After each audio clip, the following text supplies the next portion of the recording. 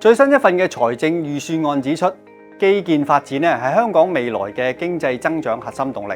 包括發展北部都會區，甚至優化交通基建、土地房屋同埋物流航運等，全面提升城市嘅競爭力。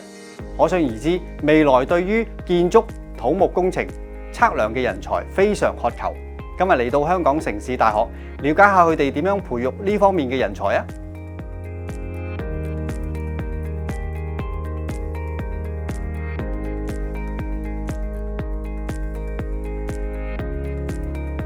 香港城市大學建築學及土木工程學，簡稱 ACE。陳教授啊 ，ACE 喺人才培育方面咧有咩核心嘅概念啊？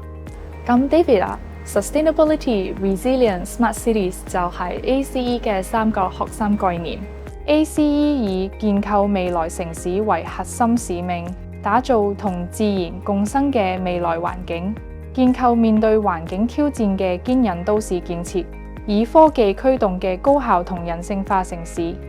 我哋卓越嘅教師團隊積極參與解決以上重要議題嘅前沿研究，同時我哋為學生裝備應對現今複雜環境挑戰所需嘅知識、技能同埋價值觀，確保佢哋具備設計、永續建築、韌性城市、智慧基礎設施嘅能力。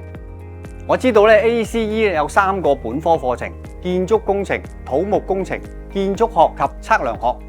賴教授啊，可唔可以介紹一下課程有咩特色？學生通過4年嘅學習之後咧，可以掌握咩技能啊？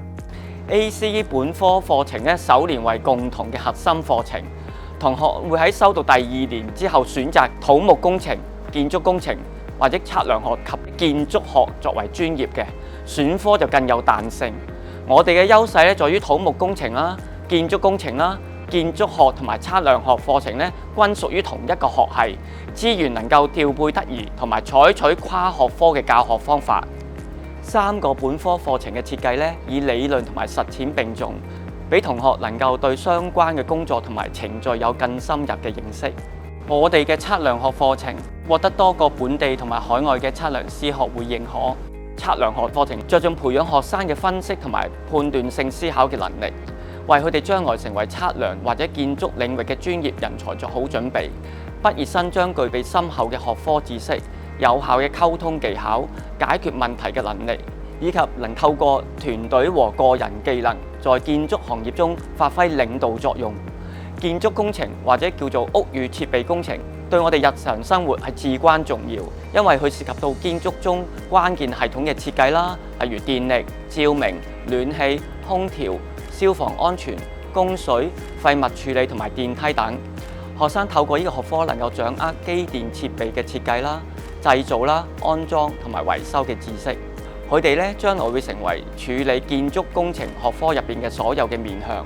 例如機械工程或者電子工程嘅多元建築工程師。同時咧，學生能夠理解建築工程入邊各科之間嘅全面融合，尤其建築工程同埋建築業其他嘅工種啦，例如建築師、測量師、建築商、開發商同埋物業經理之間嘅融合嘅重要性。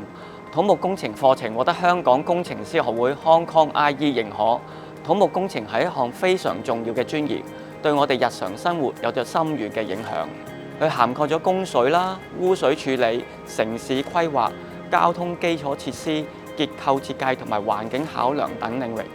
土木工程師係確保基礎建設設施嘅可持續性，同埋對社會環境方面發揮關鍵嘅作用。呢個學科咧，為咗學生提供一個能夠發展分析、批判性思維嘅環境，提供紮實嘅學科知識，培養佢哋嘅溝通能力，等佢哋以後喺土木同埋建築業行業中發揮領導嘅作用。又問下陳教授啦 ，ACE 一直都係熱門嘅科目，深受學生嘅歡迎。如果想入讀 ACE，需要具備啲咩條件啊？咁學生咧就需要符合基本入學要求，其中包括中文科、英文科、數學科同公民與社會發展科。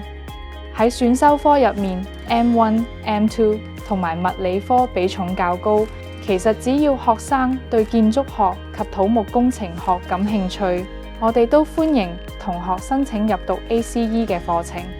明白晒，多謝晒兩位。